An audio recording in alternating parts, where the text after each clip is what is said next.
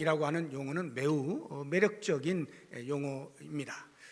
모두가 바라는 것이고 꿈꾸는 것이 성공이죠.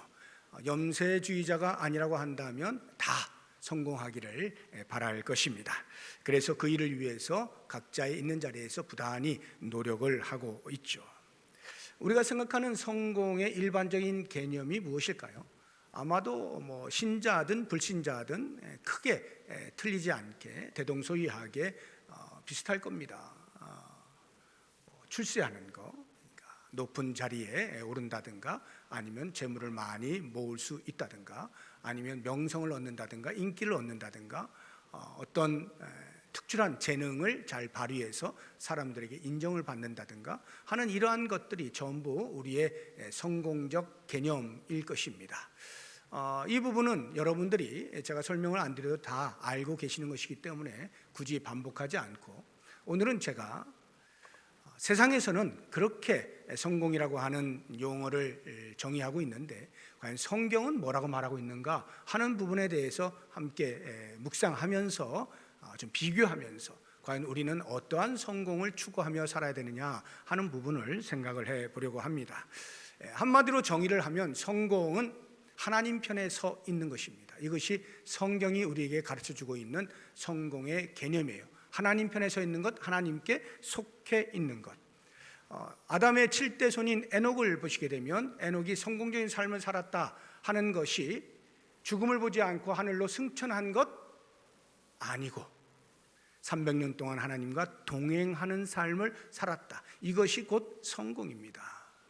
어떻게 하면 하나님과 300년 동안이나 동행하며 살 수 있을까? 동행의 비결은 다른 데 있지 아니하고 거룩한 삶에 있습니다. 왜냐하면 레위기를 보시게 되면 11장 45절에 나는 너희의 하나님이 되려고 너희를 애굽 땅에서 인도해낸 여호와라. 내가 거룩하니 너희도 거룩할지어다 해서 하나님이 거룩하시기 때문에 하나님과 관계하고 있는, 하나님과 교제하고 있는, 하나님과 연합된, 하나님과 동행된 삶을 사는 사람은 반드시 그 거룩하심처럼 거룩해야만 가능한 것이에요.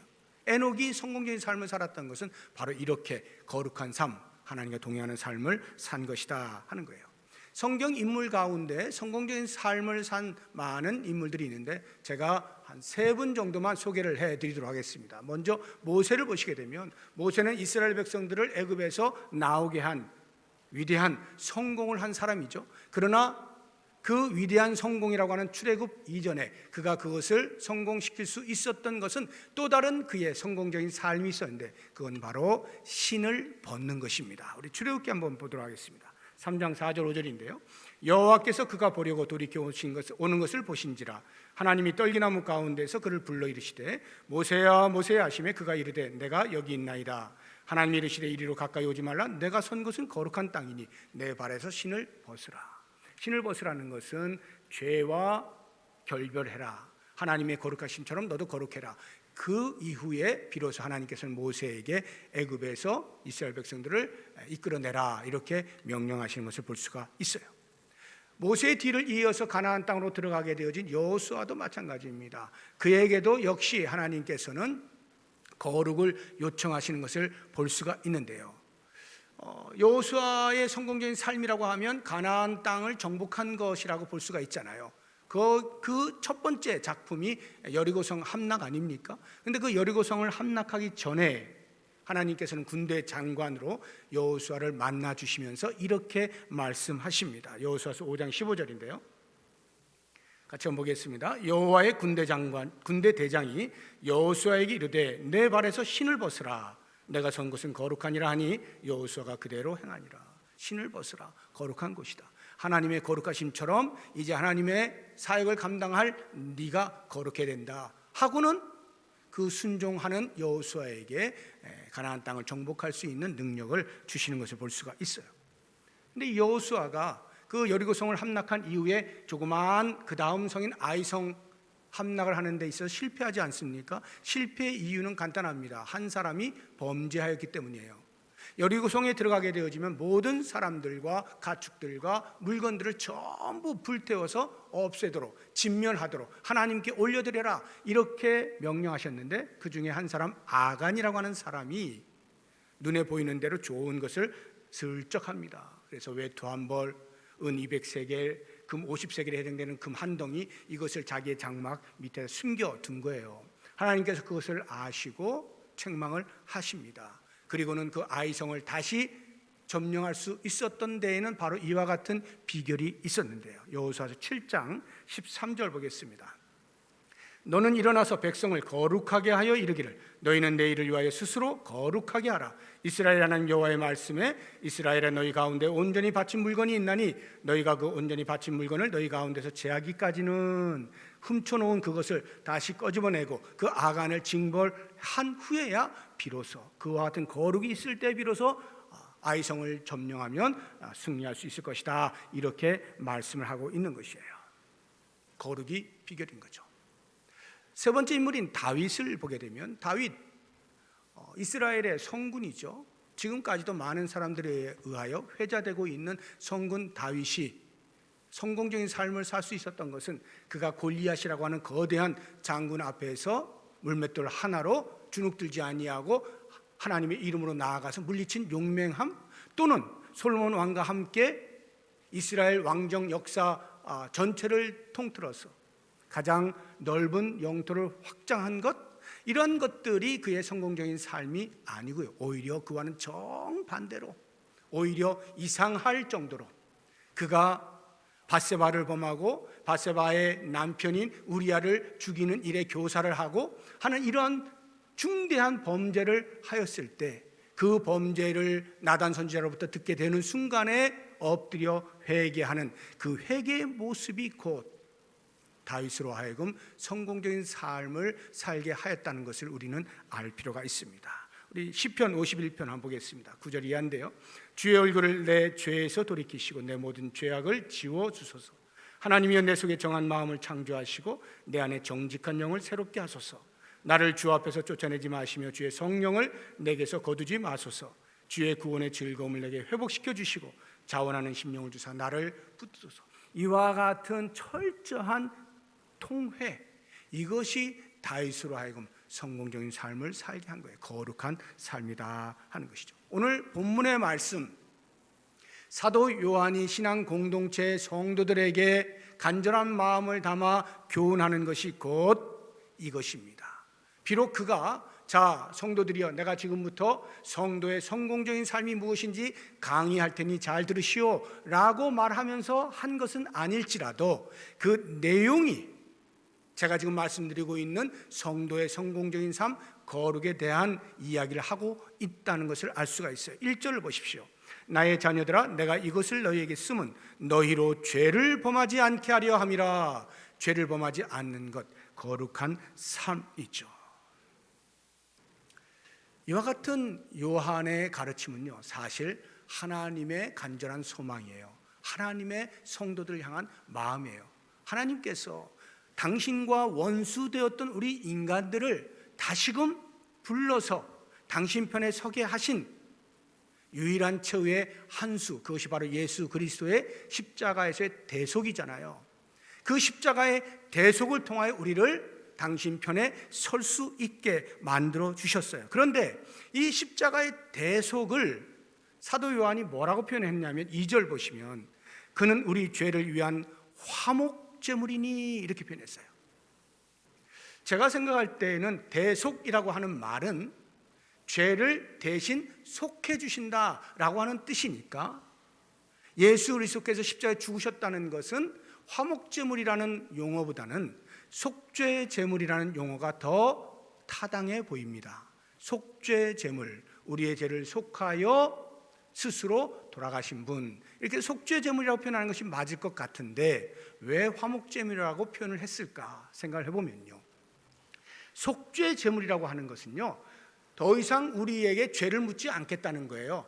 법적으로 무죄를 선언하는 것과도 같은 것입니다. 왜냐하면 예수님이 우리의 모든 죄를 대신 담당하셔서 죄값을 치르셨기 때문에 더 이상 우리를 죄인이라 여기지 않으시는 거예요. 법적으로 용서를 선포하는 거예요.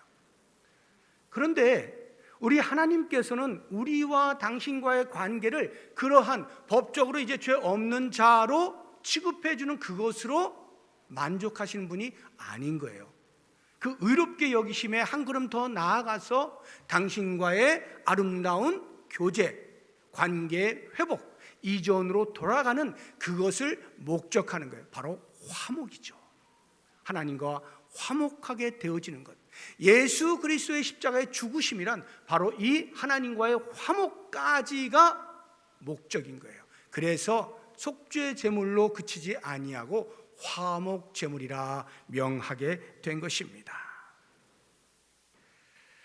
그렇다고 한다면 우리가 그리스도의 죽으심으로 인하여서 그리스도를 믿어 그리스도 안에 있고 그리스도께서 우리 안에 있으므로 그리스도와 연합된 자로서 이제 법적으로 의인이 되었어요. 의롭게 여김을 받았어요. 그러면 어떻게 우리가 그 하나님과 계속해서 지속적인 관계 회복을 이루어 나갈 수 있을 것이냐 하는 이 부분이 숙제로 남잖아요. 그것이 바로 거룩한 삶이다 하는 겁니다. 이 거룩한 삶이라고 하는 것은 이미 앞서 제가 말씀을 드린 것처럼 죄를 짓지 않는 것이라고 표현했는데 이것은 소극적인 표현이에요. 적극적인 표현으로는 계명을 지키는 것이다 이렇게 볼 수가 있어요. 하나님의 말씀에 준수하고 순종하는 것, 이게 적극적인 표현의 거룩한 삶인데요. 이 거룩한 삶에 대한 요청은요, 아무에게나 모두에게 주어지는 것이 아니고 하나님의 자녀된 자, 하나님의 백성된 자, 다시 말하면 예수 그리스도의 화목제물의 영향권 안에 들어온 자, 그리스도를 나의 구세주라 고백하고 그리스도께서 내 안에, 내가 그리스도 안에 있습니다 하는 그리스도의 연합을 이룬 자에게 요청되어지는 것이 거룩한 삶입니다. 그리스도와의 교제가 있는 자는 이 거룩한 삶에 대한 추구가 반드시 있게 되어 있는데 그것이 6절에 나와 있어요. 그의 안에 산다고 하는 자는 그가 행하시는 대로 자기도 행할지니라. 예수님께서 행하신 바가 뭡니까? 이 땅에 오셔서 죄와 무관하게 거룩한 삶을 사시면서 하나님께서 이 땅에 보내셔서 하게 하신 그 사역, 오직 하나님의 말씀에 순종함으로써만 그 사역을 완수하셨던 이 모습, 이와 같은 그리스도의 행함을 우리가 본받아 그대로 살게 하시는 거예요. 거룩한 삶을 살라라고 하는 것이죠. 만약에 우리가 그리스도와 연합하여 산다라고 말하면서 하나님의 말씀에 순종하여 살지 아니하면 우리는 거짓말하는 자고 우리 안에 진리가 없는 거예요. 4절 보세요. 그를 아노라 하고 그의 계명을 지키지 아니하는 자는 거짓말하는 자요 진리가 그 속에 있지 않습니다 라고 이야기를 하고 있는 것이죠. 이와 같이 사도 요한이 강력한 말로서 우리 안에 그리스도가 있다 하면서 계명을 지키지 아니하면 거짓말하는 자요 진리가 그 속에 있지 아니하다라고 강한 표현을 하고 있는 데에는 역사적인 배경이 있어요. 이미 제가 요한일서를 강의할 때 처음에 말씀을 드렸죠. 영지주의가 그 당시에 성도들의 마음을 휘저었다, 혼란스럽게 만들었다. 그 영지주의의 특징 가운데 하나인 구원관을 보시게 되면 우리는 예수 그리스도를 믿어 구원을 얻는다라고 하는 아주 단순한 성경의 진리를 그대로 받아들이는데 영지주의자들은 그게 아니에요. 그리스도, 예수라고 하는 육체를 입은 그 사람이 십자가에 죽었다라고 하는 것은 신적 요소인 그리스도가 십자가에 죽어서 우리의 죄를 대속한 것이 아니라는 거예요. 그냥 육체 인간인 예수가 죽은 것에 불과하기 때문에 그것으로는 우리의 구원을 이룰 수가 없다. 우리의 구원은 신비한 영적인 지식을 획득할 때만이 가능하다 이렇게 가르친 거예요. 그래서 그 신비한 영적인 지식을 획득한 자, 다시 말하면 구원을 이룬 자, 성공적인 삶을 산 자, 그 자는 영이 깨끗하기 때문에 육체적으로는 어떠한 죄를 범해도 아무런 상관이 없다 이렇게 가르친 거예요.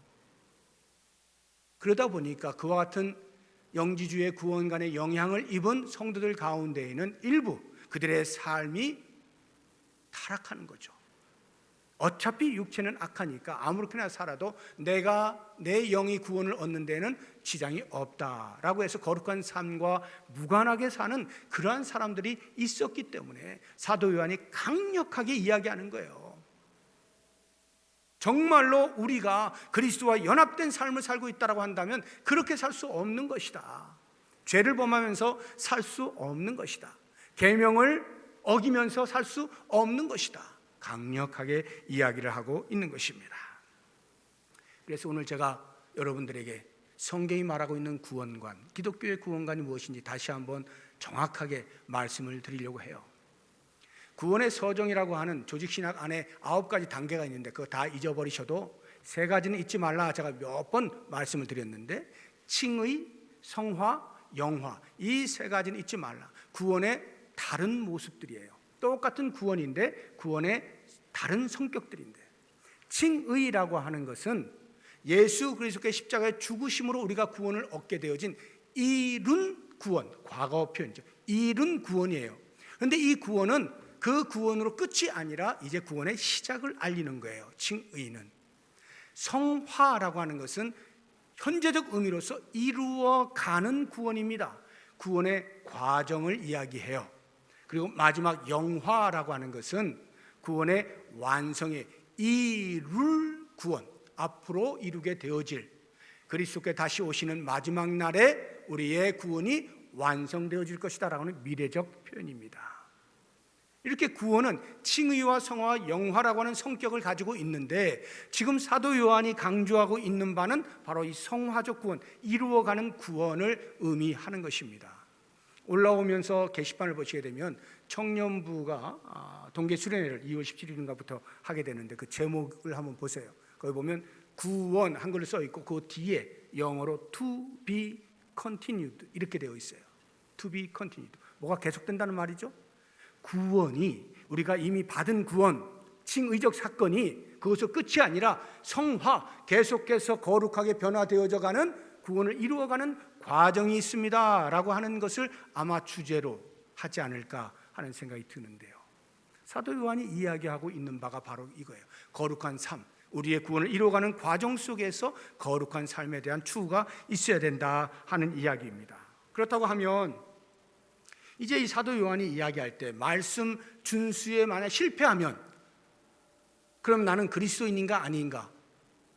사도 요한의 말에 의하면 말씀을 지키지 아니하면 거짓말쟁이요, 그 안에 진리가 없다, 그리스도와 아무런 상관이 없는 사람이다, 이렇게 강한 표현을 쓰고 있지 않습니까? 그래서 괜스레 겁이 나는 거예요. 부담스러운 거예요. 야, 이거 혹시 내가 그리스도 관계 없는 사람인데 착각하고 있는 거 아닌가? 이런 생각이 들 수도 있을런지 모르겠어요. 그런데 감사하게도 사도 요한은 이런 강한 표현 이전에 먼저 이야기한 바가 있어요. 1장 8절 한번 보세요. 만일 우리가 죄가 없다고 말하면 스스로 속이고 또 진리가 우리 속에 있지 아니할까? 죄가 없다라고 말을 해도 진리가 그 속에 없다는 이야기를 하는 거예요. 그러니까 모든 사람은 죄를 짓는다 이런 말이에요. 비록 구원을 얻었다 할지라도, 성도라 할지라도 죄를 지을 수 있다는 거예요. 실수할 수 있고 실패할 수 있다는 거예요. 그러면 그렇게 말씀에 준수하지 아니하면, 순종하지 아니하면 거짓말쟁이라, 그를 안다라고 말하는 것이 거짓말이다 라고 하는 이 말은 무슨 뜻인가? 우리에게 완벽한 거룩을 말하고 있는 것이 아니라 성숙함을 말하는 거예요. 끊임없이 거룩으로 나아가는 거룩의 추구, 이것을 강조하기 위해서 사도 요한이 말하고 있는 거예요. 그러면 우리가 죄를 지을 때마다 사탄이 옆에 와서 찌르잖아요. 봐라, 네 모습이 지금 예수 믿는 사람답냐? 하나님의 자녀라고 말할 수 있냐? 창피하지도 않냐? 네가 그런 말 하는 것이 정말 타당하냐? 계속해서 우리의 양심을 찔러대는 거예요, 사탄이. 그럴 때 우리가 어떻게 해요? 그렇구나, 내 모습을 보니 이건 도저히 예수 믿는 사람이라고 할 수가 없네. 스스로 좌절하고 포기하고 주저앉고, 그렇구나, 내가 지금까지 잘못 알았구나, 나 예수 믿는 사람이 아니었구나, 이렇게 하실 겁니까? 아니요. 바로 이 일을 위하여서, 우리를 위하여 끊임없이 하나님 앞에 고해 주시는 대언자가 계셔요. 1절을 한번 보십시오.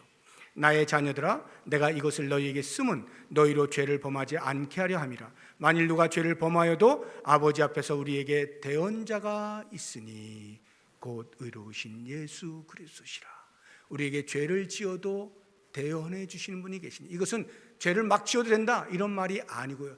혹 실수할지라도, 혹 넘어질지라도, 혹 실패할지라도 그것으로 주저앉지 말아라.